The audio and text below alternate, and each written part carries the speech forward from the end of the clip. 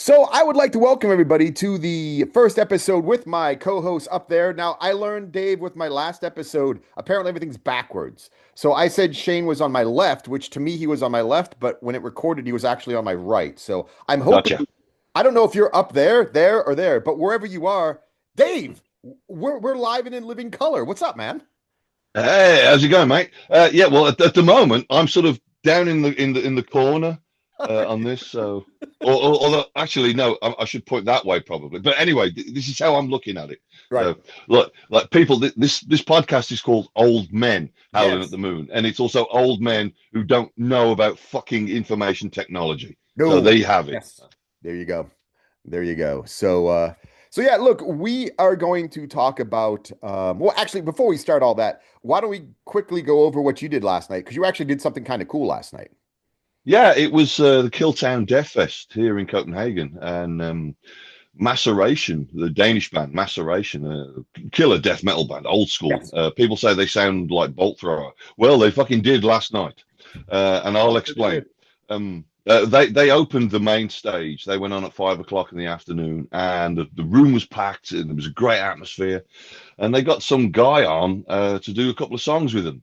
Yours truly, and it was kicked off with a benediction song, Night Fear, and then Jan, the AKA Santa Claus, came back on stage as their vocalist, and we both did a duet for the Bolt Thrower song, Inside the Wire. So Right. yeah, I mean, it was a lot of fun. I mean, this morning I woke up. Heidi had got up first. My fiance Heidi, she got up first and had she'd taken photos from side stage, and she sent me like 83 photos this morning. So I woke up to like a thousand messages on my phone from Heidi and also a lot of other people, including you, Pete. So yeah, it was cool. It was a great night. It was a really cool night, and I think I bought one round of drinks, and after that, it was all free. So Yeah, you I got can't ask for more, can you? I got a voice message from you last night. You were definitely drunk. Yeah, we were stood by the entrance, and this guy came over, and I got hugged from behind, and then he was like, "Yeah, Pete told me to do that," and then he ran off, and I was like, "What the fuck?" No, And then I had my phone out, and I couldn't type. There's no way I couldn't even get my glasses out of my pocket. So I was okay. I'll just do a voice message and sent you a voice message saying, "What the hell? Who was that?" And yeah, that was go ahead and you tell everyone. that was Andre. Or yeah, I think that's how you pronounce his name. Anyway, in 2014, he found me on Facebook, and he's like ultra underground death metal, just addict, freak, expert. And he's like, "Hey, are you the Pete from Rupture?" And I'm like, "Oh, yeah." He's like, and it's because of him that I realized that fucking holy shit, there was a whole group of people that actually fucking knew who this fucking record was. So I owe him a lot. He's the nicest guy in the world, and he could not. He's like the biggest underground freak in the world. I mean, he posts bands, and I'm like, where the fuck do you find this shit? And I'm just the nicest fucking down to earth guy in the world. And I thought it would be funny because he always goes to Killtown. I'm like, hey, go up to Dave and just give him a hug, and then tell him it's from Pete, and then run away. Yeah, yeah, which is exactly what he did, That's basically. So awesome. So yeah, hey, because people are gonna be curious about this, and actually, I am curious about this as well. Have you done a Bolt Thor song since you left the band? yes, I did Inside the Wire with Memoriam Oh, twice. okay. Yeah, that was in Eindhoven in 2016, and then Copenhagen 2017. And we sort of did with Just Before Dawn. Oh, I mean, we were going to do like this medley, but I didn't really want to do so many. But what we did do was the sort of the very we used one riff from the song World Eater, and it right, was at the very end of the Just Before Dawn set. right, You know, the bands usually go bang on right, the of course, cymbals and the guitars are going, and then go bam. Well, right. we did that with the cymbals, and then one, two, three, four, and then ended the set, and that was it basically. It was just a sort of a wee homage because Right. just before dawn was severely influenced by Bolt Thrower. Um, but yeah, yeah. But no, since 2017, I did it with Memoriam. That was the first time. It was a lot of fun last night. It really, really was. It sounded great. I mean, there are so many videos of it and stuff out there floating around already. I mean, Oh wow, I've got yeah, to check that out. I need to find them because we were looking earlier on YouTube and couldn't find any. But there was one that was well. There's a few people who posted reels who were there. right. But I want to see them on YouTube because I've got this app I can download videos from YouTube. Do you? Yeah, yeah. I I need that app because I've been trying to figure out how the fuck people do that. And once again, old men and Howling at the Moon, not technology based. That would be me. Yeah, I'm like, how the yeah, fuck do people get these videos up? yeah. It's called Okay. Media Human YouTube downloader. Okay. There's a free MP3 version where you can just download the audio from Right. any video. Right. So you can do that. I used to use that a lot when I was doing Metal Breakfast Radio, my old podcast, Right. because you could get a lot of music Sure. from bands that don't put out like underground bands Right. who just put stuff on YouTube or Spotify or whatever. Right. Um, they don't actually have a physical release. But the video one is great. I obviously I get all the title sequences from Doctor Who. I've got all the different ones, and I have to keep them, and then I use them as screensavers on my laptop. Right. Right.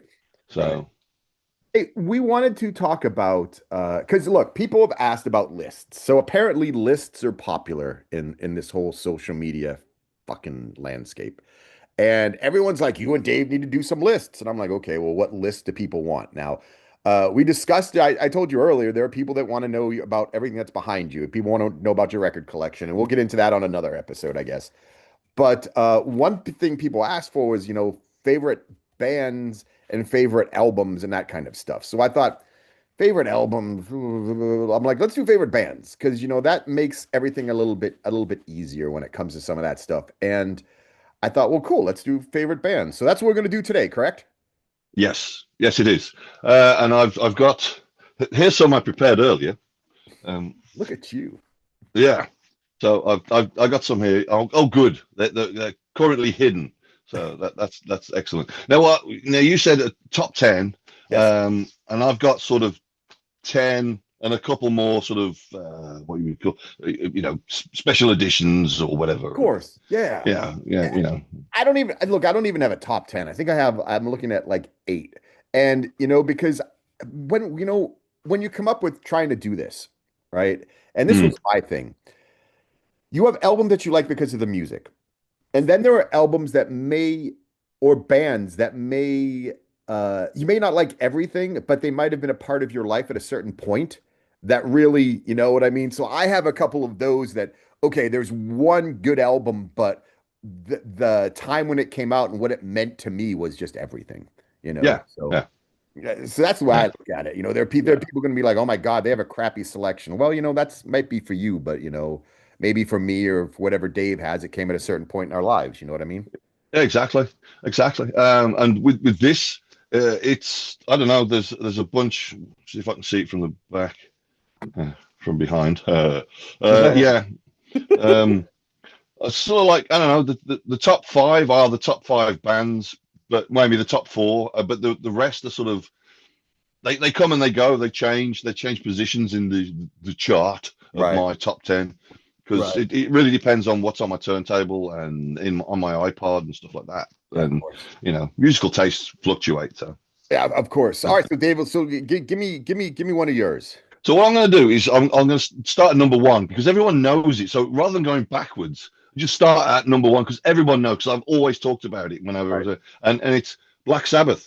Of They're, course. they're one of they are my favorite band, and Sure. this album is the one that got me into Black Sabbath. Well, not actually this one. This is a re-release. It's like piss yellow vinyl. Right, it's absolutely terrible color. Is it really? Ooh, that is Yeah, bad. yeah, it looks like urine. No. So, sorry if I can just get that back. Sorry, you can't see me. Yeah, but yeah, I mean, I heard Black Sabbath this album. I had the original up here somewhere, but yeah, 7 years old, and like when that first riff kicked in, oh, it was a crystallization moment. and Right. I sort of knew that music and this type of music was going to be my life, Right. and it has been. It really has been. So yeah, they're number one. There always will be. There's no other band that does it for me, Right. um, as Black Sabbath do. So or did. Well, they still do, of course. Right. They always will. Right. How So old were you? 7. 7. Okay. Yeah, So that is pretty cool because look, yeah. for me, the person that changed everything for me in my entire life was Ozzy. And I said, not Ozzy, Mm. Alice Cooper. That was a fucking, see, I'm thinking Ozzy. Yeah, yeah. Yeah. So here's the deal. I sent you the picture yesterday in WhatsApp, and it's pretty rare that you get an actual picture when your whole life changed. But I don't. I'm hoping this will pop there. Oh fuck me, it's because I got this gay background on there, and I'm allowed to stuff. Where is it at? Anyway, folks, I will figure out how to get this in there at some point. But there's a picture of me when I was, oh fuck me. There it is. There it is. So there's a picture of me at 7 years old. And on this TV screen here was Alice Cooper in 1979 on The Muppet Show. And it was April. And I saw that episode and I didn't know what was happening, but I knew whatever he was doing and singing, I wanted to do that. And Okay, yeah, yeah. and that was it, man. That changed my entire life. Never since then. I mean, I've seen Alice Cooper probably a million times, realistically, at least 30. And it just I'd never seen anything like that. And the more I started digging into it, because I went to my mom and I'm like, hey, Alice Cooper? And she's like, ooh, and then she started buying me vinyl. And I just fell in love with it. And I mean, because it was the theatrics. Mm, As a 7-year-old watching Alice Cooper on the Muppets, it's like, oh, this is kind of cool. But then when you start like, back then you didn't have like, VHS tapes or beta or any of that stuff. no. So my mom actually took me to the library and they used to have these film reels where you could put into this machine and you could watch stuff. So I actually got to see Alice Cooper clips from film reels Oh wow, in the awesome. library. Oh, So that changed my life. yeah, yeah. Well, we never had that. I mean, obviously we had libraries, but it was just books. And I just remember one time I picked up it was a Black Sabbath biography, and it was so old it didn't even include the Ian Gillan stuff because he hadn't been in the band. Right. It was sort of, and there was very little about the Dio era Really? because he pretty much just joined. Right. So yeah. American Uh, American libraries are famous for having they used to be multimedia. So you used to be able to go into the library and check out vinyl. So I oh remember wow. the first time I heard April Wine, I got the vinyl just because I liked the cover. I'm like, ooh, what's this? This cover's kind of cool. And I'm like, I found a lot of vinyl at the library you could just check out and bring home. Blue Oyster Cult I got from the library, and I remember listening to that, going, "Oh wow, this is kind of cool." So, the American library system, depending on where you were, is actually pretty kind of fucking cool. Yeah, that sounds it. Like that was You know, nice. All we had was books, and here over here now in Denmark, it is books, DVDs, CDs, and there's probably vinyl, but yeah, you really don't want to check out a copy of the Bee Gees' greatest hits because and also with Spotify, YouTube, etc. Who wants to rent vinyl? If you want it, you buy it. of So course, of course. So, what's your next band? What's number two? yes, number 2 is Queens of the Stone Age, and boobs. Oh, let me just cut those out. Yeah, this is an OG copy of their first album, and I will extend my thanks to Magister Gene for helping me get this via Amazon. They wouldn't sell it to Denmark. Really? Yeah, or was it eBay? It was eBay, sorry, not Amazon. They wouldn't sell to Denmark, so I asked Gene if he could buy it for me, and then he had it shipped to his place, and then he sent it over to me. Oh So wow. mega thanks. It's an OG copy of their first album. No, I've loved Queens of the Stone Age well, it was the Songs for the Deaf album that did it for me. Obviously, it did it for a lot of people, but I didn't just start there and continue. I went back and heard earlier stuff. That album in particular as well. That is their debut, and there's a lot of other stuff that they did that is not available on vinyl at all. It's only on CD and it's compilations and stuff like that. But I love that band, and I also found out about other bands that. Bias. Yeah, exactly. And I'll be getting to that in a short while. But Sorry. yeah, but yeah, I mean, I just fell in love with Queens of the Stone Age, and it just kicked off the whole desert rock um, and stoner stuff, which I mean I've been into because of the doom metal and Black Sabbath, Right. you know. Right. But then getting this sort of a different style, a different thing. And Same. there's something else that I'll get to a bit later as well to talk about. So it's all sort of connected. But Queens of the Stone Age started all that for me. That's Um, you just saw them and live. sorry. You saw them again live too. Yeah, I mean, that was my fourth time or fifth time, something like that. And they were just amazing. They were amazing. There was a couple of times I've seen them when the singer Joshua, he said nothing to the crowd. He just sort of walked up, said the song, and then they played it. And there's no chat with the crowd. But this time around, he was, I don't know, he's been ill. He's been seriously ill. He had cancer. So I don't know if he changed him, humbled him, or whatever, but he was engaging. He was a really great frontman for this one show, and by all accounts, at every show since. So yeah, that was it's like it was always a pleasure to go see him live. Anyway, regardless of whether he talks, so I Right. fucking love the band. Right. Right. You ever seen him? Yes, actually, you know what? I saw them at the Bizarre Fest up in Cologne when they had a Mr. David Grohl was playing drums for them at that point. Ah, wow, that would have been 2003, 2004, something. Yeah, somewhere. Was it a little bit earlier than that? Well, it might have been. Yeah, it was definitely the Songs for the Deaf era. Right, right, That right. No, no, album but through it, the third album. Yeah. they played at the. There used to be a really famous. It doesn't exist anymore. It was called the Bizarre Festival in Cologne, in Germany, and it was always broadcast on TV. And MTV back then did a lot of stuff on it too. And you'll see if you go on YouTube and you put in Queens of the Stone Age, a lot of the Dave Grohl era drum videos of him playing drums with them come from that festival because it was shot multi-camera. I think me and Heidi have watched a lot of those because if we want music and we don't want to put the stereo on because we don't want to have to keep getting up. Right, So we can just sit on the sofa. We'll put YouTube on. We'll do Queens of the Stone Age, and a lot of those videos come up. right. So and it's really great to see the older stuff. And the funny thing for me is through them, I found Eagles of Death Metal, which I Yeah. actually, for me, I kind of like more than Queens, but that's only because that's just strange, man. Fucking great fucking band.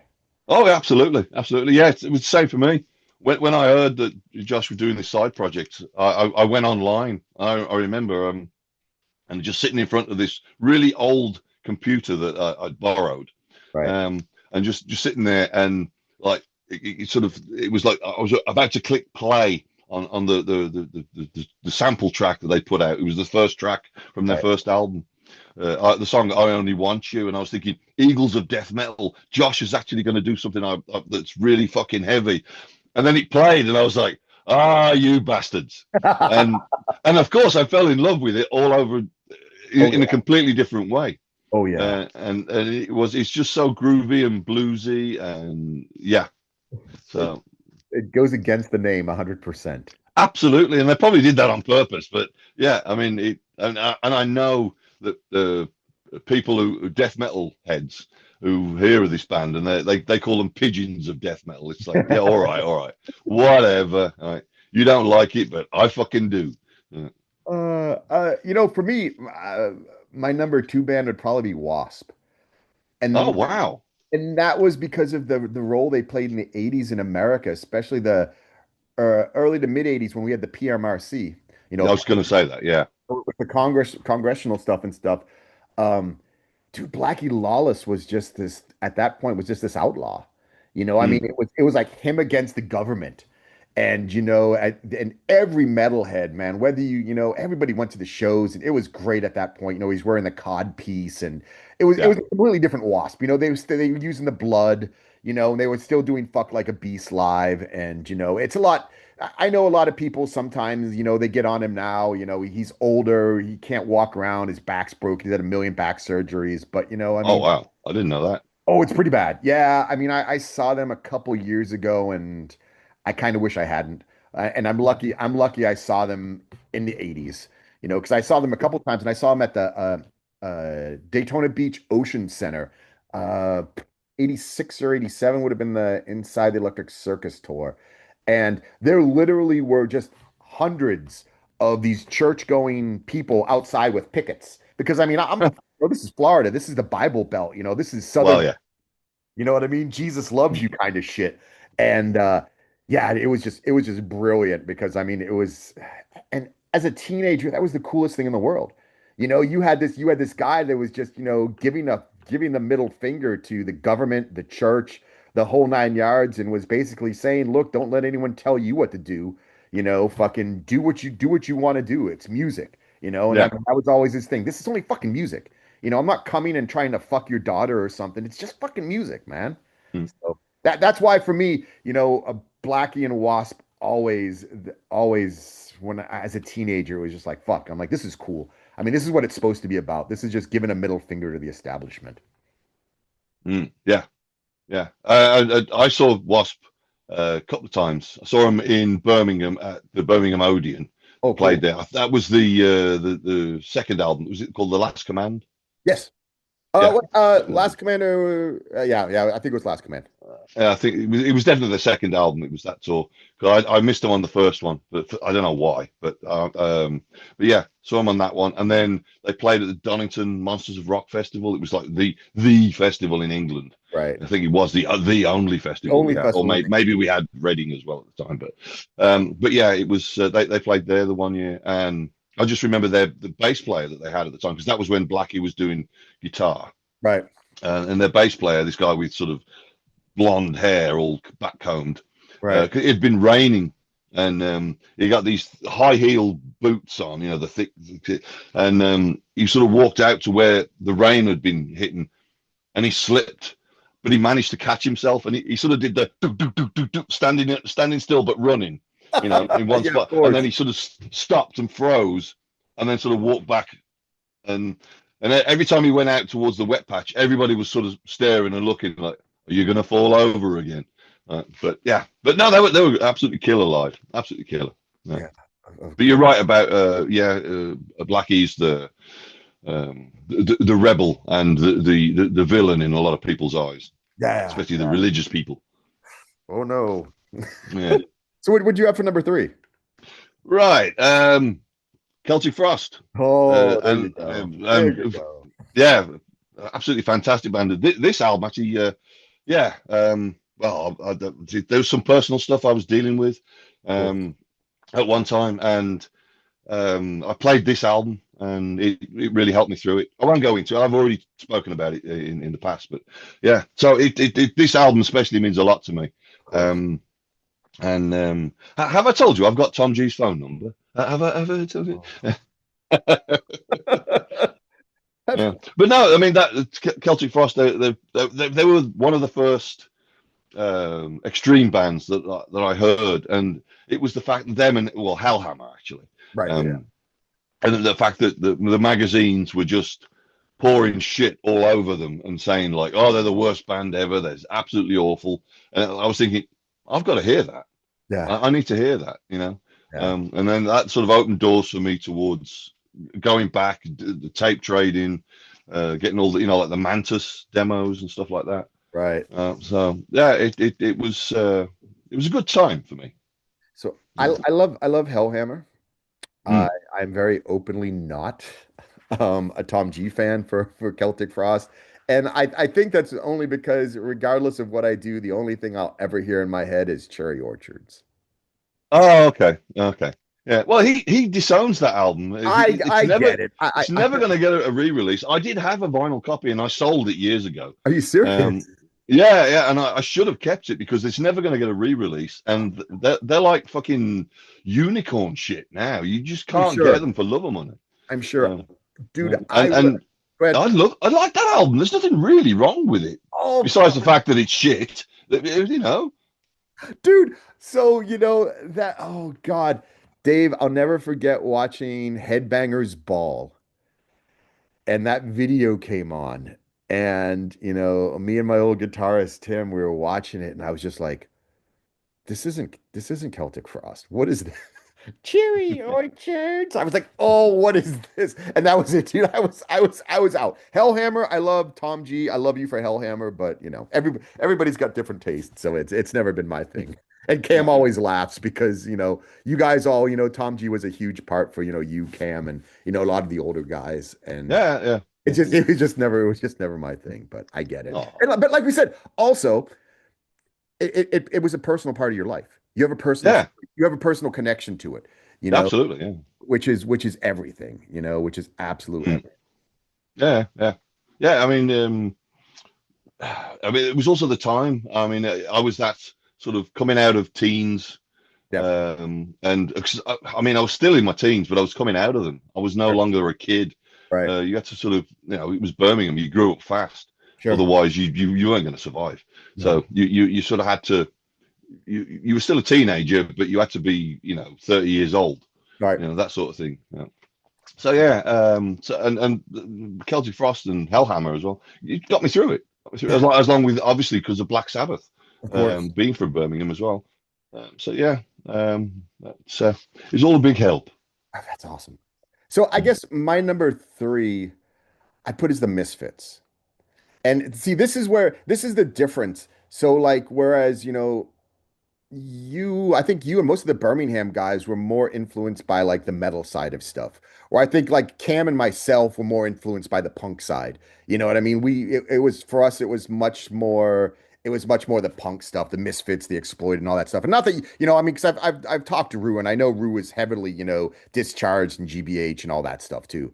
You know what I mean? But I Mm, think I think for us, it was more. I think it was a little bit more the punk side. So for me, it was always the Misfits. Now I know that fucking Glenn Danzig's an absolute twat and a complete piece of fucking shit. And I could give it, but I'm also able to separate the person from the music. And for me, the Misfits always were just one of those bands that just you just mm. you had to sing along to. And you know, listening to everything while skating or surfing, it was just a big thing. And their songs were so easy to sing along to and just so fun. So that was always my thing. Yeah, yeah. You Like, know.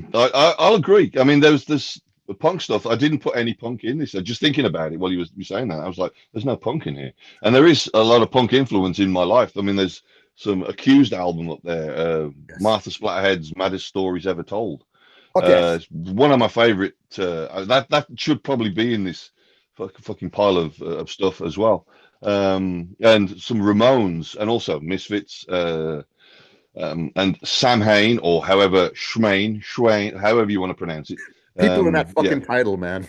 yeah, yeah. But that, yeah. So they should all be in there as well. And obviously, you mentioned Rui, and he's like for Discharge and GBH. Right. They should also be in here as well. But we Okay. have time constraints. Of course, of course. Hey, number four. What do you have for number four? Well, we did mention them just before. Oh, there you go. Yeah, bit of Caius. Obviously, going through the back catalogue of Queens of the Stone Age, I find out he was in Caius. Now, I'd listened to Caius. I'd heard some way back in '92. I Right. was listening to it, and it's sort of like, yeah, it's good. Sounds a lot like Black Sabbath, and I Guys. sort of left it at that. So, Right. and then when I find out Joshua Homme was in Caius as well, I was like, right, I'll go back and check that out. Right. And there's also further connections that have gone from checking out Queens of the Stone, their previous stuff and future projects. Again, I'll get to that in a bit. But yeah, Caius, this album, I think my favorite is As the Circus Leaves Town, but this is iconic because of the cover, the Sky Valley sign. Of course. Um, and also the fucking music, not just the cover. But yeah, so uh, I mean, also listen to that. It helps fill the Black Sabbath shaped hole. Of course. Yeah. Yeah, Very, yeah. very much so. Here, wait a second. So, what was number five? Because I got to answer something real quick. So, what was your number five? And then we'll get back to my number four while I'm answering a message real Okay, well, I'll move on. A band that you may have heard of, Bolt Thrower.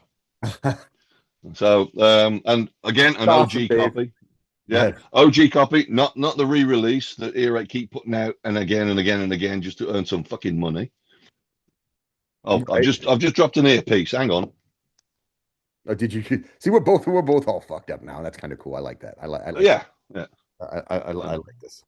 Um, uh, cool. Yeah. Well, dude, and because I thought about that, and I'm trying to figure out how I can shut off this virtual background a minute because I kind of wanted to show something too. And while I have this virtual background, I can't fucking show shit. It's fucking No, look. We could have the whole back. We can have this. yeah. That's weird, man. It is. Well, because I wanted to have this as the background, but uh, so so yeah, fucking cool shit, right? Yeah, yeah. I mean, but Bolter, I was always a fan before I was a member. So, Is I is that not kind of strange? not really, Okay. not really. I mean, I remember hearing them for the first time. I was round at a friend's place. He ran like a t-shirt printing place. In fact, he was the drummer from Cerebral Fix, their first album. Oh, okay. Sure. Adrian Jones. Right. He and a guy called Paul McHale. And Right. Did the artwork on that first Cerebral Fix album, Right. and also does a lot of other weird stuff. He did some benediction shirts for us No in shit. the 90s, yeah. The bloke literally is a nutter. And So that's absolute nutter. I love him to bits. But yeah, the two of them they had this t-shirt business, and I was around there, and he had a promo for Bolt Throwers in Battle There Is No Law, and we were listening to it on vinyl, and I was like, "Whoa, I'm hooked. I'm totally right. hooked." Right. And then he actually as an aside, he played me a promo, a white label promo of Right. the Blind Illusion album, the Insane Asylum, Oh, no and he shit. was yeah he wasn't really into it, so he said, "Do you like it?" I was like, "Yeah, it's cool." He's like, "Oh, you can have it," and I've still got it, and apparently it's worth something like 700 euros on Discogs. Yeah. So I'm like, "Wow, I might hang on to that one for a bit then." So what I'm mad about is I have a Blind Illusion album that's signed by both fucking Les Claypool and Larry Lalonde. Oh wow. And because I was a massive Primus fan, and Hmm. I'm like most of us, older guys, when we got into a band, we wanted to know, hey, did these guys come from anywhere? And at that point, Blind Illusion, no one who knew who the fuck they were, at least in that genre. I mean, there were Yeah. not going to be Primus fucking skater surfer kids coming up with a Blind Illusion fucking album. You know, Mm. fuck, no one knew that Larry was in fucking Possessed, and no one knew No. that fucking, Les was in Blind Illusion. Mm. I just remember standing backstage and I got him to fucking sign it. And he was just kind of laughing. He's like, "Do you like it?" I'm like, "Yeah, it's kind of cool." He's like, "All right, cool." Okay. Yeah. So there you go. Hey, so I've got something. So I was at a concert, and this is going to be my number. I don't know what number I'm on number four. I'm one behind you now. Yeah. So I was at a concert in a festival in 1996. Oh, And nice. you got Bad Religion, you got Biohazard, you've got a little tiny band that most people haven't heard of called No Doubt that played like second on the bill that day. It was before they got big. Okay. But playing at 2:15 in the afternoon, this was 96. So I'm not sure if this was the very first tour, but Fu Manchu was playing. Oh, wow. And they're my number four. I absolutely love that band. Fu Manchu are one of those bands that, just totally I was like, this is fucking cool. Yeah, yeah, yeah, You yeah. know, just one of those bands you're just like, fuck, there needs to be more of this stuff in the world. That's right. And there was the one album, The Action Is Go. Right, Uh, Absolutely, people say it's their best, right, and I'm inclined to agree. right. Uh, I picked it up on Discogs. I think it wasn't an original. It was a re-release, but it was the only re-release they did because the vinyl was a coloured, red and yellow vinyl, I think. Right. Um, and I had to get it. It did cost arm and a leg, but yeah, that was all right. But I've picked up a few of their 10 inches that they put out as well, and I fucking love them. They're awesome, Yes. absolutely brilliant. So that's a good choice for number four, mate. Yeah, that would have been on the In Search of tour Okay, for that okay, album. yeah, because they had the No One Rides for Free was one, then Daredevil, and that was number three. It was right before the Action is Go. And Yeah, fucking just brilliant. I mean, just talk about just a. But dude, this was also, you know what? This was I think this might have been the first German festival I went to, and this really showed me that fuck, Germans are just psycho when it comes to doing festival lineups. Because you literally had like fucking Biohazard, you had Bad Religion, and then you had a German hip hop band in between those, you know. yeah. But then you had everything. You had everything from Gothic, you had German hip hop, you had Dub War played, which is Benji from Skindred's first band. They're Okay. they're on Earache. Yeah, I Um, remember. I remember. I got sent a promo, a CD promo from Earache. yeah, great. They were caught in benediction at some point. They wanted more death metal bands, and we Right. were like, nah, nah, nah, nah. No, no, God no. bless you. Nah, No, no, no, nah, don't want any part of nah, Dig. I don't blame you. nah, So, nah. what's your next album? What's your next album? As I get up, because I gotta go let the cat in. He's scratching at the door. So, what's your next album? Oh, all right. It's Motorhead. The next band Oh, there we is go. Motorhead. So yeah, I mean, this is the debut album, but this is like a re-release with some extra stuff, I think, on there, or maybe it's just split to different things. Oh, here he is. There he But is. yeah, Motorhead, absolutely top band, and uh, hey, Kitty, We have what we have a Peaches. peaches? Okay, well, somewhere we have an Aussie. Um, That makes sense. That yeah. that that makes sense, Mm. But dude. no, but Motorhead. I mean, I've only seen them live twice. I only got to see them two Really, times. Yeah, it's kind of yeah, surprising. yeah. And it's probably a good thing because, like, when I came out, I was deaf both times. Like, they were so loud. Um, and they're actually playing. It was a band called Lion's Share or Lion's Pride or something like that. Then it was Motorhead, then Dio, and then Manowar. Oh, Yeah, and oh, like the sound for Motorhead was very loud. Dio was not quite as loud, but then Manowar came on, and it was just ridiculously loud. I mean, it was. I mean, people were leaving because it was that loud, and it wow. was like, nah, that's just stupid. I mean, it was crystal clear, but Right. it was painful loud. Uh, Oh, oh. uh, I- yeah, So I got to see Motorhead play once in a club in America, in Orlando. And then all the other times I saw him was after I came to Europe and got to see him at festivals. Like I saw him at Wacken twice and fucking yeah, brilliant fucking band. And just like Lemmy always says, we're Motorhead and we play rock and roll, right? And yeah. as my cat decided she wants to she wants to take over. Uh you know what I mean? And that was it. And that's the thing I think I loved most about Lemmy was, he was unabashedly a rock and roll guy, you know. Mm. And for him, will you get out of the camera? So, for him it was, they weren't metalheads. They were just playing rock and roll, Yeah, yeah, yeah, absolutely. and Yeah. I also like the Hawkwind stuff too. Yeah, yeah. The sort of they would have called it proto metal Yeah, because yeah. Yeah. yeah, It wasn't, but who knows? but it wasn't metal, It you wasn't know. metal. It was rock and roll. Yeah, exactly, exactly. Yeah. It, So it, yeah, it was rock and roll. I'm surprised you didn't see them more, but I mean, yeah. Me too. Because I remember Motorhead. They put out it was the No Sleep Till Hammersmith yeah, album, and yeah. the one single that they put out was uh, the song Motorhead. Go ahead. And it was a single. It was on Top of the Pops, the BBC TV I show remember about that. Yeah. music, and it was on there the live video. And I was agog with this music. I thought, wow, that is so powerful. That's so noisy. Went out and bought that single, and I believe I've still got it up in my singles, my 7-inch case.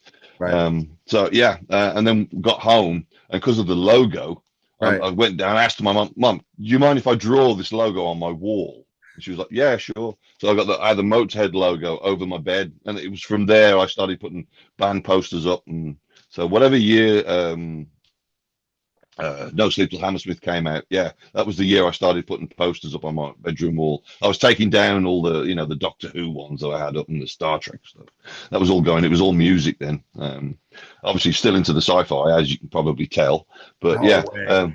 yeah, but yeah, yeah. So, um, but yeah, music just became a big thing for me. Dude, my next band is something that might surprise a lot of people, and that's Pink Floyd.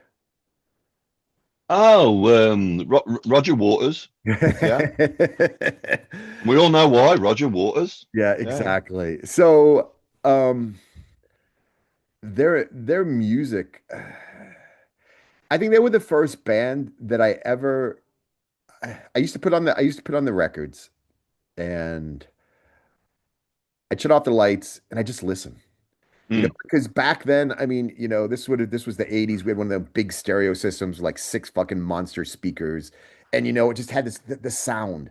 And the way they used to mix the albums, it was that whole experience. I mean, just listening to the albums with the lights off, it was it was an awesome experience. Of course, that was before, there was a million reasons about fucking, Roger Waters being a twat and mm, the whole nine yards with everything else. You know what I mean? yeah. The Oh yeah, band, yeah. yeah, the band's history and everything behind them is absolutely just, Sid Barrett's just an absolute fucking loon. You know, the Oh whole yeah. the whole nine yards. But, Mhm. you know, at the end of the day, it's just it was always the music and that music really, and I even liked it once Waters left and it was just David Gilmour. Momentary Mm, lapse of reason. The album I loved. I saw them live on that tour, and absolutely fucking great. I mean, yeah, but it was because of the atmosphere. It's because the atmosphere they were able to generate through the music. You know what I mean? yeah, yeah. There's a thing with the Dark Side of the Moon and the movie 2001. Did you know about this? Yeah, and also Wizard of Oz, and Yeah, there are so many things with the fucking dark side of the moon. yeah. I've yet to try any of them, but I think the one with 2001, because that was a very influential movie on me. It Yes, was, well, not so much influential, but it was just, it certainly made me think about things. And I really enjoyed it. I So, mean, and I saw it as was a young kid. So, Stanley so yeah, Kubrick. I mean, come on. yeah, That yeah, Clockwork Orange. I mean, if Clockwork Orange, dude, I remember that movie just fucked me up for fucking forever. I mean, yeah. Hmm. Yeah. And look, I'll catch up with you. One more band, obviously, is not going to surprise a lot of people because where I come from, is Leonard Skinner. For me, Mm, the funny thing is that there was a time when I absolutely hated Skinner because of playing death metal. yeah. I remember when we first started, the only places you could really play were like biker bars, and there would always be some big, fat, massive biker guys just sitting there on us. Because the only night that they were letting death metal bands play were like Sunday nights. They weren't giving you because on Friday and Saturday night they had some rock band or southern rock band, and they were making money. And on Sunday nights were always dead anyway, so they'd let the death metal bands play.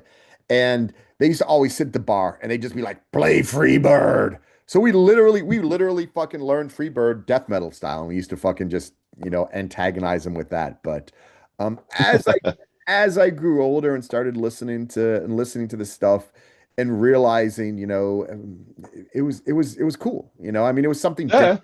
And it was they were one of those bands that kind of they represented the South. They represented the culture through Mm. music.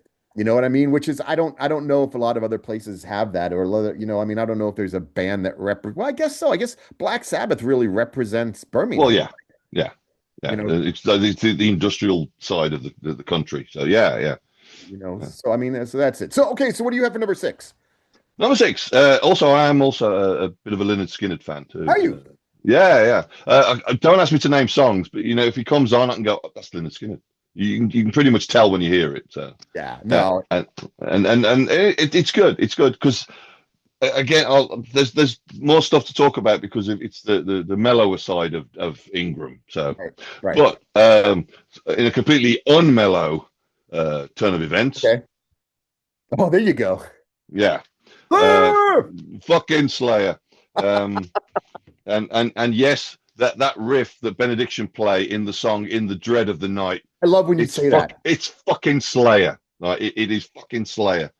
Rue ripped it up. Well, I think was it Rue or Daz? One, it was one of the two. I think it might have been Rue I actually. think it was Rue. I Uh, think Rue's talked about it. Yeah, I think it's Rue. yeah, yeah, fucking Slayer riff.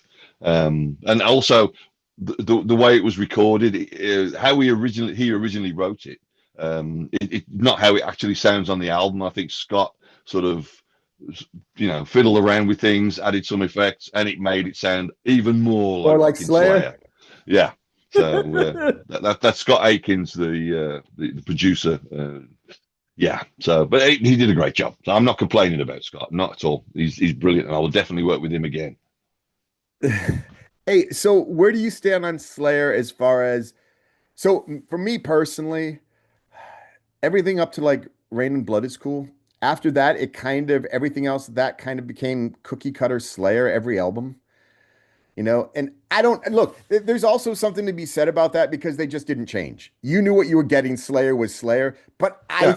I think at a certain point it just for me personally, I've like, okay, well, I've heard that riff, or you know what I mean? It's just it was just too much, it wasn't because I mean I still remember hearing Haunting the Chapel for the first time, Black Mm, Magic Nights the first time, I mean dude, the fucking songs are just absolutely fucking brilliant. mm. Yeah. If you've got anyone out there's got the Haunting the Chapel EP on vinyl, Right. it plays on 45. You play it on 33. Sounds like Bolt Thrower from their Realm of Chaos album. Does it really? Yeah, yeah.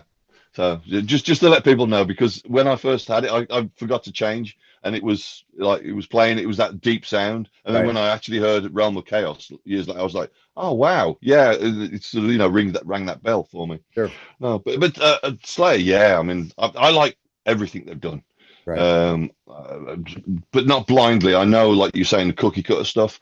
For me, that's the much later albums, and I think that's sort of post Hanneman.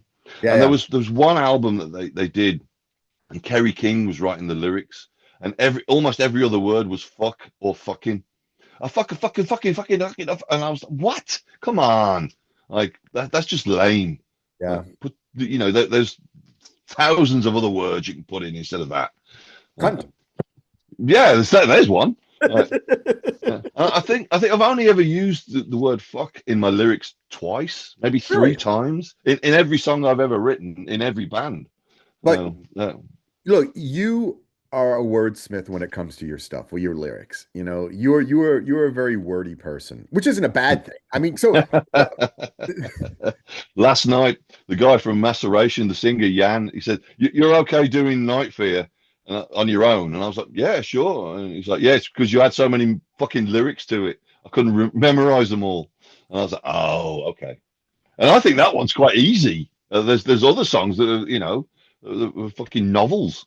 right. Well, that's the one thing. I mean, look, there were really, and I think there are two sides of death metal vocalists that write their own lyrics. There's the one side that's you, Cam. You guys use a lot of words, and that's not a bad thing. It's just your writing style. You guys use a lot of fucking words, and I mean a lot of big words. I mean, you're not the carcass opening fucking medical dictionary person, but I mean, Mm, you're a wordsmith. And then you have stuff that's not quite like that, like Paul. You know what I mean? I yeah. mean, and I mean, I'm the same way when it comes to lyrics. I prefer something that's a little bit more simple, but I think it's just because, that's what I'm comfortable with writing, and I think that's just the way it is. But I mean, you really are. You're a very good wordsmith when it comes to that stuff. Oh, thank you very much.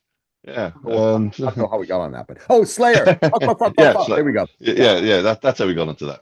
Yeah, but I mean, but as for Slayer, yeah, I'm a big fan. I heard him first on the Friday Rock Show, on the radio show in England. Uh, yeah, the '80s, and just immediately fell in love.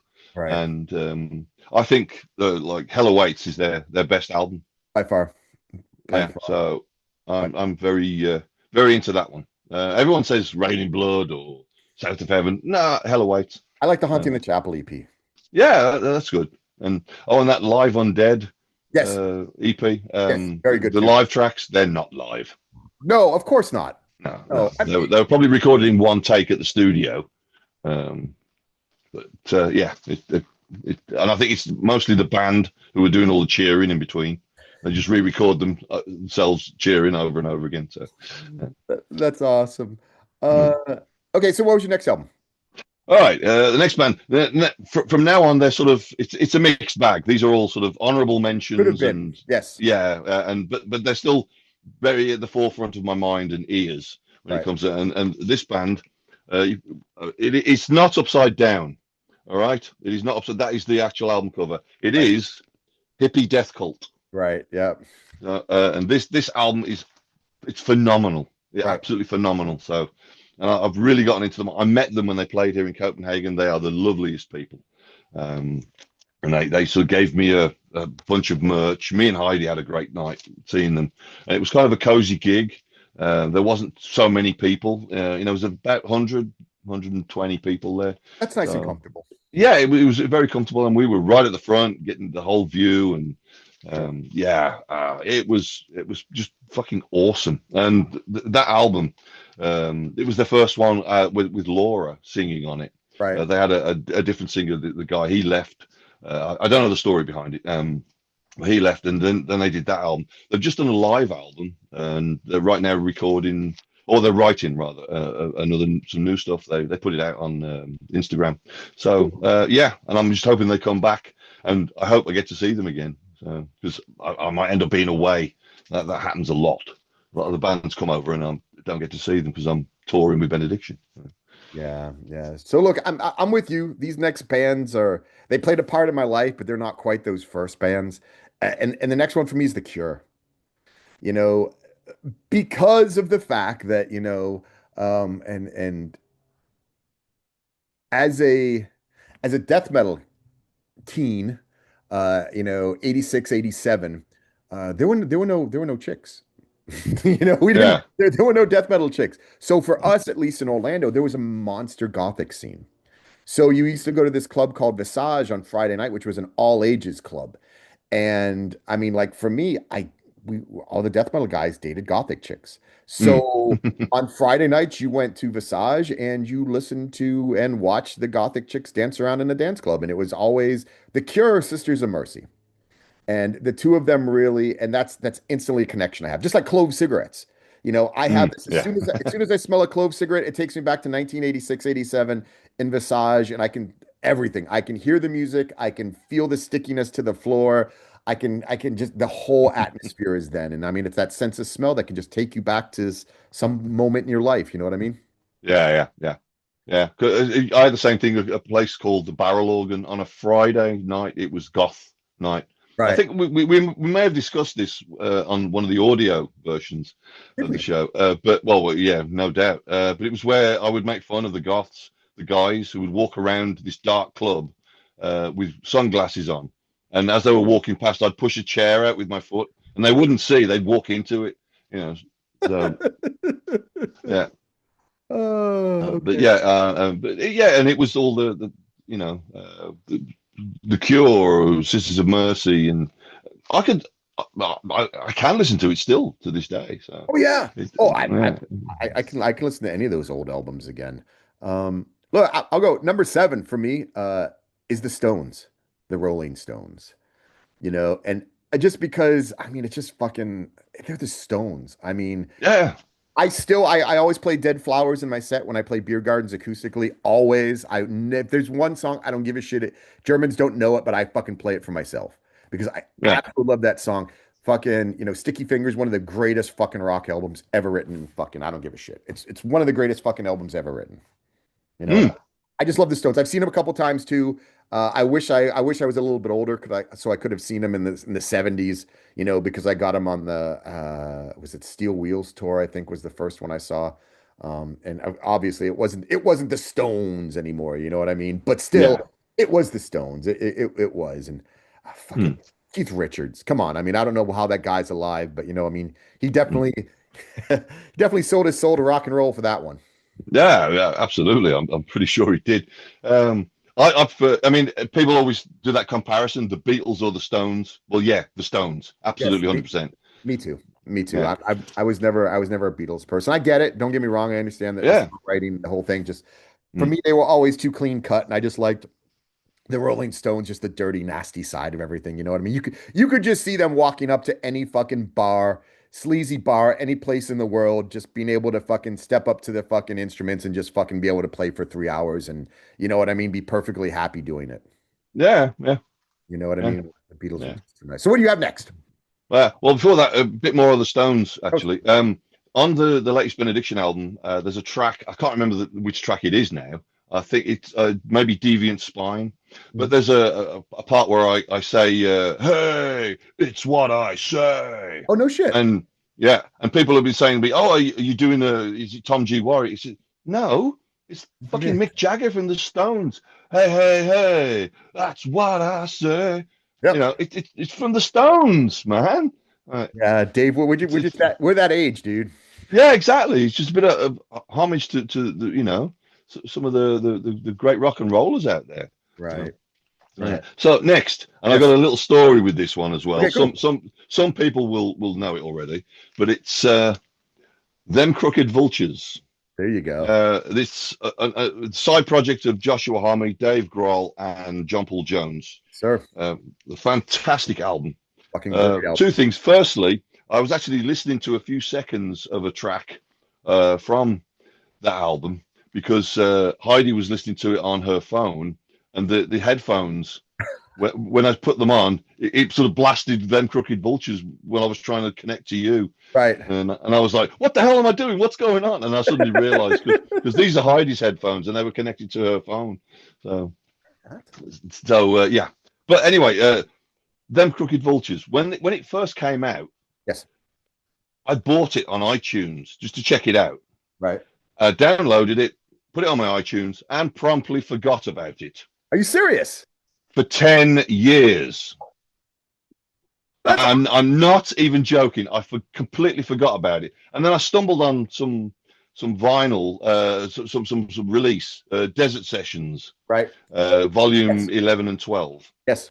and something in my head said, "Them crooked vultures," and I suddenly remembered. So I went and listened to it on my iTunes. I still had the download, Right. and absolutely loved it, adored it. Great And album.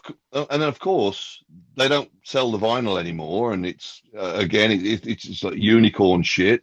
Right. And I had to buy it on eBay and paid another arm and a leg for it because I had to have it on vinyl. Of course. Yeah, I'm So with you. I'm with you. I'm with so yeah, that was it. Stupid Dave forgot that about fucking project of theirs. Right. So, but it was a nice surprise. It was like having a brand new release just dumped on you and nobody else gets it. So so you. I enjoyed it. It's a Agreed. great album. It really is a great album, and It I'm hoping is. they do another one. So Oh, um, yeah, they got to get there before John Paul Jones dies.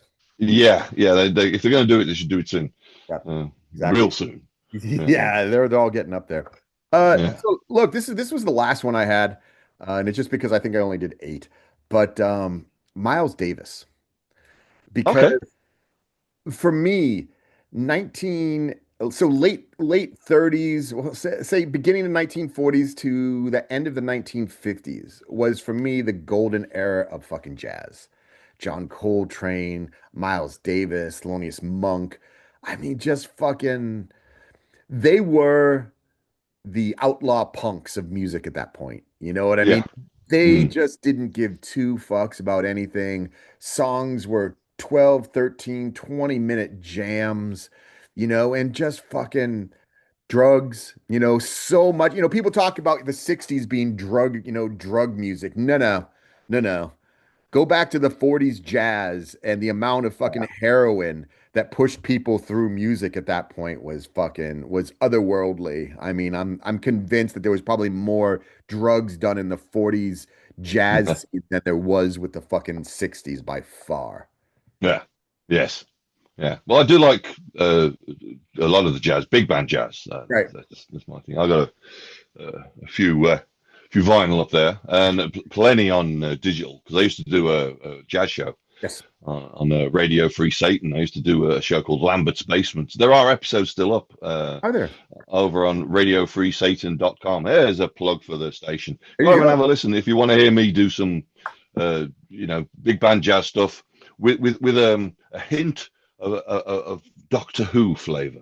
Like, Oh, Yeah, because it's obviously jazz. You're going back in time, and what best way to time travel than And it's use sort of Doctor Who influence. right. So yeah, it's there, and there's the episodes. There's some episodes still up. Cool. Um, so I recommend people just go and have a listen. It's big band jazz. It's great stuff. Great stuff. My dad got me into it. So. Oh yeah. So, what's your next album? What do you got? What do you got hanging around still? Well, I've got three left, but Okay. these are sort of the honourable mentions that are. We just mentioned them actually. Desert Sessions. Oh yes, very much. Obviously Joshua Harmony. He did these Desert Session things with lots of different people. He would bring in people, and they would just jam Right. and record it, and then they sort of edit it, add bits here and there, and that's what they've done all these times, all these years. There. Go on. Yeah, and there he was gone. Anyway, but they did that, and I managed to stumble on it because they did. Was it 7 and 8 or 8 or 9 and 10? Yes. Maybe it was no, it was 9 and 10. 9 and 10. Yeah, and I was getting into that one, and I was like, okay, I'll go back and get the others. And I've still not got them all on vinyl, but I certainly have them on digital versions. Right. And it's amazing stuff because it's quite varied, Right. and some of the tracks that they wrote and put out actually became Queens of the Stone Age songs and quite famous ones. Right. So yeah, it's worth checking out if you're into Queens of the Stone Age, really. Yeah. And then we go back to Caius, also a bit on Desert Sessions, and the drummer in Caius on the first three albums was Brant Björk, Right. this guy, Yes, it was. or rather that guy. That guy. Yeah. Yeah. This is a more of a heavier rock. No, not rock, but rock and roll Rock and roll. orientated with more distortion on the guitars. But this is what I was saying about mellowing out when I got older. And some of the stuff that he does, he doesn't use distortion on the guitar, and it's so chill and laid back. And I love that. I love that sort of stuff. And I got that from Desert Sessions. Some of the songs that they put out, there was no distortion on them, but they're still heavy. Right. Yeah. And you get a great feel for more for music in that. This one obviously has a bunch of more distortion on it. Right. And then there was this band, Stoner. And again, You hit them all, it's dude. yeah, it's Brant Björk. It's Nick Oliveri, who was also in Queens of the Stone Age. Brant Björk, Caius, and a friend of mine recommended this to me, and this has a punk edge to it, and I love the band. I love the logo. I love the name. That's why I got it fucking tattooed. Right. Because it's not, for me, it's not just the band. It's the genre, stoner rock, desert rock.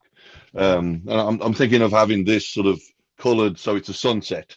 Oh, The sunset colors going through, because that's the desert look that makes on sense. it. So, but yeah, I'm really into that sort of stuff. It does things for me in a different way than death metal does. I still listen to death metal. Mostly, I don't buy it as much because occasionally I'll get a new band's album will sort of take me, and I'll get like Maceration. I saw them live about a year ago and bought both their vinyl, and Right. yeah, like great band. But they've got an old school sound. Yeah. So, and well, they are old school. They're from the 90s. Right. They're Yeah. actually Yeah. back from I, So they've been around. yeah. Yeah. I was checking them out. I'm like, holy shit, because they sent me the picture of you with them. Because I wrote, I don't know whoever does their Instagram. I wrote with him yesterday. I'm like, hey, can you send me that picture you put up of you and Dave? Dave with the guys, so that I can put it on our Instagram. And he sent me the stuff this morning, and I fucking just really cool dude. Oh, you have to forward that to me as well because I didn't get a copy Oh yet. no, okay, I'll send it to you. Thanks, mate. Stoner. My thing I love about Nick, and a lot of people don't realize, is he's also the bassist in the Dwarves. And people that Yeah, don't know the Dwarves, they are the most fucked up, just insane, almost G.G. Allen level punk band. I mean, they play fucking naked. They just don't give two shits. You know what I yeah, mean? And absolutely love it. And that's the cool thing about Stoner, is you really get, it's like each member brings out their influences and they stick it in one band. So you know what I yeah, mean? They're not trying yeah. to be Stoner. They're just three dudes playing in a band called Stoner, kind of all doing their own styles to one song. Yeah, exactly, exactly. There's one song on that album called "Evil Knievel," Right. Oh, sorry, evil never dies, but Will it's never die. evil. But it's Evil. about evil Evil Knievel. Knievel. Right. Yeah. And honestly, it sounds like Black Flag. Yes. It sounds just like Black Flag. Uh, just like the Kira Right. era of it when Kira was playing bass in Right. Black Flag. It sounds just like that. Because when I first heard it, I was like, have I put the wrong album on? Because that's the first track on side two. Right. I was like, oh, wow. But yeah, yeah. So you can hear the influence, the punk stuff coming through. It's not just all slow and doomy and the stoner stuff, but they switch it around, and they did with the last thing they put out. Got the Baja EP, and Yes. they did a bunch of covers on there, and there's some Motorhead and Different stuff. yeah, there's a heap of different stuff, and you can hear again, it's all different stuff that's influenced them as well as their own uh, songs as well. It's not just all covers, and yeah, it's great stuff. It's absolutely great stuff. I'm really chill out to that sort of thing. So look, and I know addressed it a little bit, but I know I can already see the comments coming on YouTube because I have the YouTube comments on, and I'm going to leave them on until people get absolutely insane about it. But I mean, Bolt Thrower was the only thing death metal we had in any of these lists, and I mean, you are known as a death metal guy, you know. Oh, there was Celtic Frost, Well, it's and there was Slayer. They're pretty heavy. death metal, not Oh, speed right. metal. Mm. Uh, hey, and actually, you know what? Look, so that was the thing. I was watching a video yesterday, right? And it was that whole thing of, and it actually was Anders Odin has his own YouTube channel now called Odin Podin. And it's Anders. People don't know Anders is one of the first death metal bands from Norway. Cadaver. He played in Satyricon for years. Played in Celtic Frost as well for like 8 years or 9 years as their touring guitarist. He was talking about that is you know death metal, speed metal, because back then you had everything was speed metal, right? You were either Yeah, heavy yeah. metal or you were speed metal, and there was none of the whole thing, and that's why I always piss people off by saying that Possessed isn't death metal, they're fucking speed metal or California. Yeah, yeah. But I mean, I think people would have expected a little bit more death metal, definitely out of you and maybe out of me as well. Yeah, I mean, people would expect it, but I mean, there are death metal stuff but it's again, it's not on my turntable right now. Right, That stuff that I showed today, that is, it's on my turntable, it's on my iPod, right, and like the most current playlist that I'm listening to. I mean, besides all the Doctor Who audio books that I listen sure, to at work constantly, right? right. But they just keep firing them out, so I have to keep listening to them. Anyway, but there is death metal that I listen to. Entombed, the first couple of Entombed albums. Old Punch and Stench, Sure. Old Obituary. It's there. It works for me. This is my thing, man. Massacre. Sorry, I'm trying to get them in, and Master as well. The Yeah, master. Look, here's my thing. It's because someone asked me about that a couple weeks ago, when the rupture stuff started bubbling. Um, and they asked me what it was like being in Florida at that time. And I said, look, it's like this. Uh, he said, why don't you listen to death metal now? I said, if you work in an Italian kitchen, your whole life, and you cook Italian food, when you go out to eat, you're not going to eat Italian. You know what I mean? And yeah. I think as people that are in a scene for extended periods of time, look, I appreciate death metal. Death metal Mm, played a huge part of my life. I got to see some of the coolest shit in the world. However, it was it was my life. You know what I mean? It was a part of me, but it wasn't me. You know what I mean? And mm, I yeah, hope people from seeing these lists get that because I mean, Paul Speckman's also said the same thing. There's more to it. There's more than just death metal in the world. And just yeah, because that's what you guys play, that doesn't mean that's all there is. And I get it because a lot of the scene kids, that's it for them. It's death metal, death metal, death metal, death metal, death metal, death metal. You know, yeah, yeah, I think as we started getting older, because I mean, I probably didn't have the same opinion when I was fucking, 15, 16, 17, 18, just starting doing, death metal and stuff. I probably fucking didn't have the same opinion. I probably wouldn't have. I said I didn't listen to Leonard Skinner and that kind of stuff then. But I think as we get older, after 30 plus years of listening to the music, I like listening to some other stuff from time to time. Yeah, exactly, exactly. I mean, I always remember where I sort of came from. Black Sabbath, Right. Iron Maiden, Kiss, Dio, Ian Gillan, absolutely for Yeah. sure. Ian Gillan's my favorite vocalist of all time. Is he? Yeah, yeah. It's not just the vocals, it's the way he sings them, and also his lyrics, because he has a lot of fun with his lyrics. Like you were saying about wordsmiths, that guy's a wordsmith. There was the one song of his, Mr. Universe, Hmm. and he's talking about an almighty creator. I think the line goes, are you God? Are you mad? Or something like that. Or then it continues with, are we something, or are we just bubbles in your beer? And I was Oh, thinking, that is a great line. exactly. Yeah. So it's things like that. He's a great wordsmith, and he makes me laugh with his lyrics. Where do Uh, you stand on Glenn Hughes? Probably on his balls. Uh, no, I like Glenn Hughes. I'm sorry. That just came out. I did say my sense of humor is going to get me into trouble at some point. But yeah. But no.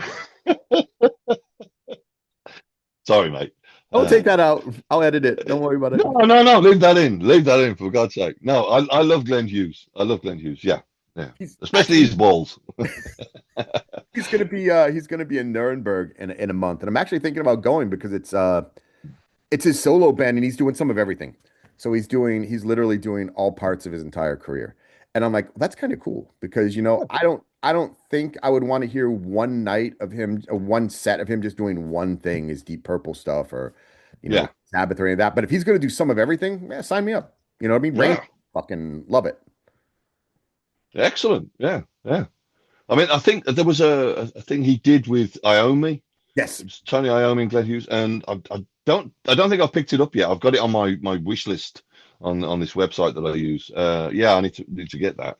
So, but there was another one that Iommi and Gillan Right. did, and they sort of put some of the Born Again stuff on there as well. Right. That's a great album. I'm really looking forward to the box set, the special edition of Born Again when they release it, because I'm hoping amongst hopes that there's going to be a vinyl version of their gig they played at Reading Festival, because that was an amazing show. I'm really hoping that's going to be on the vinyl. So yeah, that would make my year. My year. Hey, so as we get close to wrapping up, look, so we got to tell people first of all, and I know it's at the end. We should have said this at the beginning. Uh, Mm. we do have an audio version of this now. So I know we said we were going to switch over to video, and as soon as we switched over to video, people came out of the cracks and started saying, "Oh, we need audio, we need audio, we need audio." We Yeah, were driving around and listen to audio. So the episodes will go up in audio form. However, they will only be up for 90 days. So from 90 days to the time it comes out, you have to listen to the episode and then it'll go away. So that's the way it's going to be. It'll always be up on YouTube. And look, folks, realistically, it came down to you have to pay for servers. So, it's not cheap to do an audio podcast and have that stuff up. So we thought, okay, we'll do video because it's something different. Everyone else is doing video. You know what I mean? And the audio, in reality, the audio listening audience we started way up here and then, we started going back down here. And I mean, that's not a bad thing. I mean, people, no, no, it's how it works. it's Yeah, it's how it works with everything. So we're gonna yeah, we're gonna give this video stuff a try. But yeah, by doing video, we need people to subscribe, and then we need people to like. Yeah, so subscribing and liking is super important on YouTube. I know I've heard that a million times on other people's YouTube channels. I know people hate hearing it, but it really does make a fucking difference. yeah. So I get it. You can watch the episode, but literally, people, it takes two mouse clicks, and it would be a huge help to me and Dave. Yes, it would. So. Yes. Yeah. So thank you, people. Yeah. Also, we're on Facebook and Instagram as well. We are. I run the Facebook, and I'm yeah again old men information technology. Yeah, a bit sketchy, But Pete does a great job with Instagram, so Oh, you can find us on most things. Oh, and forget about Blue Sky. I've give up on that. yeah, no, Uh, really. It's and yeah, threads. I don't understand you. Just stop. You know what I mean? I got the little thread symbol at the top of our Instagram account. It keeps saying, "Oh, you have new things on threads." I'm like, where do I go for that? And then I click on it, and it's like there are 6,000 people, but they're all fake, or they have alien boobs and all this other shit. And I'm like, I don't understand. I'm staying away from that place. Scary, yeah. scary. Don't go I, there. I haven't looked checked it out yet. I need to look into that threads, but I don't know. I'm not that fussed. You know, as long as you can see us on Instagram, why do we need threads as well? It's the Yes. same website. So And look, uh, folks, we asked for your input. You told us what you wanted to see. You want Dave Record stuff, so we'll get to Dave Record stuff at some point. You wanted you. I know people want to hear the stories. Uh, look, I don't want to speak for Dave, but I mean, there's only so many times you can tell tour stories before you just don't want to fucking tell tour stories anymore. You know? yeah. Or you start saying crazy shit like fucking Paul Speckman shit on the tour bus. Whether it's true or Well, not. he did. Paul, I love you, brother. I love you. Yeah, I know when this comes out, you'll be in the States touring. yeah. And Paul, we are only joking, so don't worry about it. I'll show up your next gig with a baseball, all Chicago style and shit. Hey, so before we go, what do you got going on with the music stuff? What do you got for gigs? We've got two coming up in a couple of weeks. Oh, that's right. Yes. Germany, yeah, those ones. And then I think we have after that we have a month off, and then there's one more, and then there's some more Weekend. time off. Yeah. It's a bit quiet at the moment. There's a couple of us are busy, so yeah, But it's you guys have announced officially next year autumn you'll be in South America. yes, The, the, yeah, the we dates got some. the dates are out there now. Yeah, we got those, and there's some other stuff coming. I don't know if they've been announced, so I can't talk about it yet. All good. But there's other things in the pipeline. So Cool. we're well, my holiday allotment allowance, whatever they call it, my allocated holiday from work, it's all been used up now. So we're busy. So we got stuff to do. So, Gotcha. which is cool. You know, I'm looking forward to that. As for myself, yeah, with all this downtime we got coming up, I'll probably be writing for other projects that I was doing. Stygian Dark, Down Among the Dead Men. Oh, you're gonna do that Um, again? yeah, I was talking to Rogger about that, and we might pull another album out just for the hell of it. And there's only so many Doctor Who songs you can sing about, Right. and that's what every album's been about, but Doctor Who stuff. And so maybe one more, we'll just do it. And there's Stygian Dark. It's all about fictional serial killers. Right. That'll be all right. And there's also a project with Peter, who also works with Rogger. Peter's actually going to be playing bass on the Stygian Dark stuff. Oh, cool. But Peter, we got this doomy project called Sand Cadaver that we want to wrap up. We've actually had it sort of on hold for a year, and we've known about it for 18 months. So we really need to get cracking on that. Probably even longer than that. So Cool. so it's a bit busy time ahead, but Busy time. Busy time. yeah, it'll work out because it's the downtime with Benediction. Yeah. Yeah. And people, I'm not gonna do Sauerbrücken. I'm only gonna do Weimar. So if you're going to be at Party Sands Herbst in Weimar, come over. I'm gonna be wearing my fucking infamous beaver onesie. So we're going to, yes, yes, Dave. I'm gonna bring out the battle beaver onesie. Well, because look, every time I'm hanging out with you guys now, Rue or Daz bring up the fact that, I fucking last summer I was always wearing bright colors and everything. So I could do the bright colors, but then I thought, you know what? I haven't worn the Battle Beaver since fucking Obscene Extreme in 2023. So I figure it's time to bring the Battle Beaver back. So Pete will be wearing his onesie, being an all Battle Beavered out for fucking benediction. Oh boy, Beaver Diction, yeah. Beaver.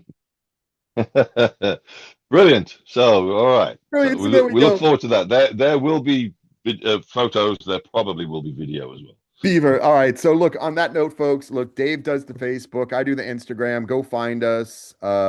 We love you. We appreciate us. Follow, like, subscribe, whatever you're supposed to do on YouTube. Dave, tell them something on the way out. All right, I will do. Oh, Team Damon. oh my God. Speckman shit in the toilet.